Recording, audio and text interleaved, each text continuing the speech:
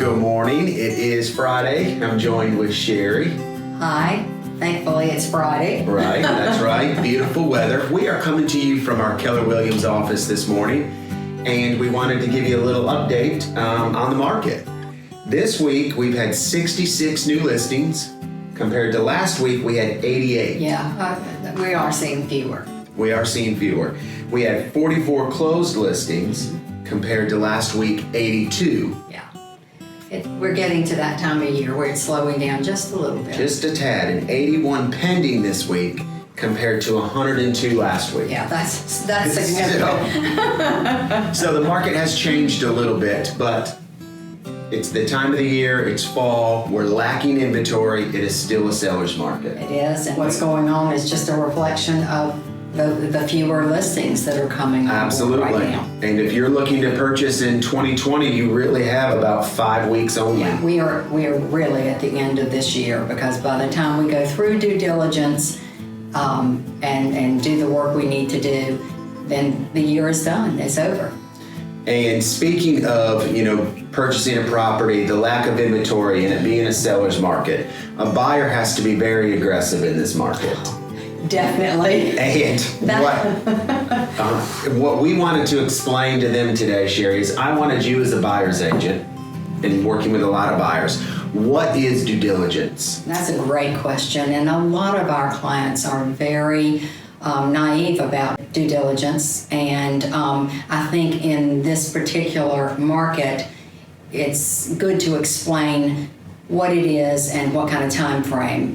Due diligence really is your time to investigate the property. It's money that you're going to put down to sort of hold the property off the market while you have time to investigate. And that's time to do septic inspections and inspection of the home, the property, get your appraisal back to make sure that it appraises. So all of these things need to be done in approximately 30 days. So this is money that is not refundable. It's usually not a significant amount of money, but it allows you the time to look into the property for a minimum amount of money to make sure it works for you. Absolutely. And I think it's important to say there's two types of money when it comes to writing a contract. Yes. Due diligence money is non-refundable. Right.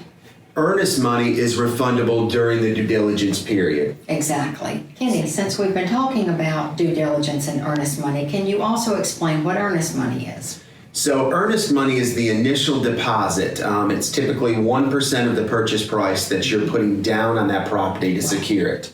A lot of folks may have heard it called, it's been called good faith money. Yes. And it's a credit back to you at closing, and it's refundable during the due diligence period. Lots of times it's called EMD money. Yes. Can you also explain where these monies are held, the due diligence money as well as the earnest money? So due diligence money is paid directly to the seller, and it's non-refundable from the moment that you have an executed offer. Right. Earnest money is held in escrow, normally with the closing attorney. Mm-hmm. And if you were to terminate on the property, the closing attorney would refund the earnest money back to you once the termination was executed. Right. And I think that's important for people to know. It doesn't actually come to us. Those monies go directly to the seller and then directly to an attorney where they're held for you. And I think also people need to know that if you go to closing, if you go on through, the money that you put down for due diligence and your earnest money does come as a credit to you. So you're not losing it if you go through with the sale. It is a credit towards the closing. Towards the closing. Mm-hmm.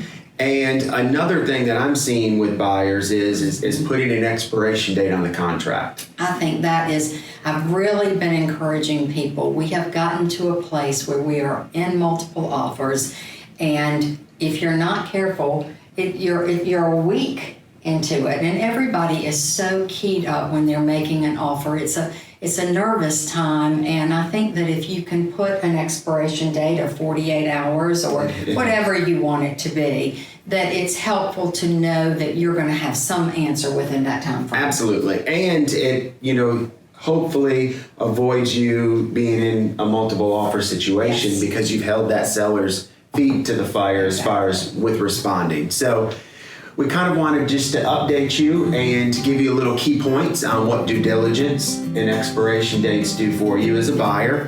And we appreciate you joining us for our Friday wrap-up. Have a great weekend. We'll see you again next week. Bye, guys. Bye.